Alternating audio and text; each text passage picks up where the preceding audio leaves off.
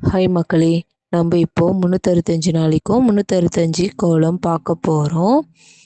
கோலம் பார்த்தீங்கன்னா, நம்ம உடலுக்கு செய்ற ஒரு உடற்பயிற்சி. கோலம் போடுறது பார்த்தீங்கன்னா, நம்ம எண்ணத்துடைய வெளிப்பாடு. இது மட்டும் இல்லாம, நம்ம கோலம் போடுறதுனால வீட்ல லக்ஷ்மி கடாட்சம் நிறைஞ்சிருக்கும்.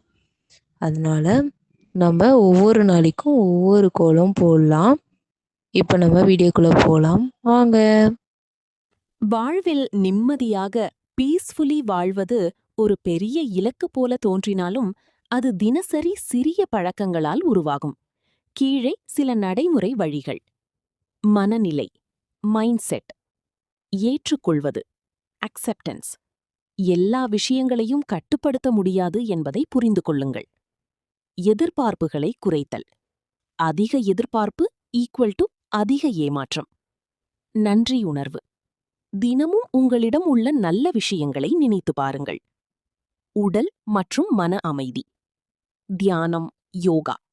தினமும் 10-15 நிமிடம் செய்தால் மனம் அமைதியாகும். சுவாச பயிற்சி. ஆழமாக சுவாசிப்பது மன அழுத்தத்தை குறைக்கும். நேர்மையான தூக்கம். 7-8 மணி நேரம் உறக்கம் மிகவும் முக்கியம். உறவுகள். நல்லவர்களுடன் பழகுதல். உங்களை உயர்த்தும் மனிதர்களுடன் இருக்கவும். மன்னிப்பு கற்றுக்கொள். பழிவாங்குதல் மன அமைதியை கெடுக்கும்.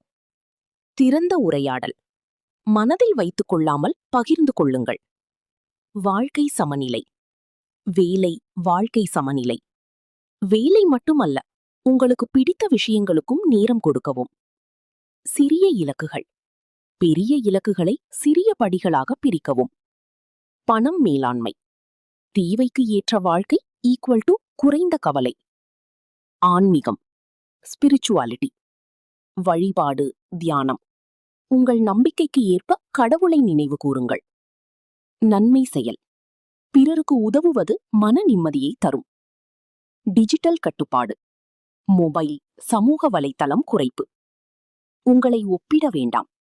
மற்றவர்களின் வாழ்க்கையை பார்த்து கவலைப்பட வேண்டாம். முக்கியமான உண்மை. நிம்மதி என்பது வெளியில் கிடைக்காது. அது லைக் பண்ணுங்க, ஷேர் பண்ணுங்க, சப்ஸ்கிரைப் பண்ணுங்க. தொடர்ந்து சேனல்ல நம்ம வீடியோக்கள் தொடர்ந்து பார்க்க பெல் ஐகானை கிளிக் பண்ணுங்க. தேங்க்யூ ஃபார் வாட்சிங்.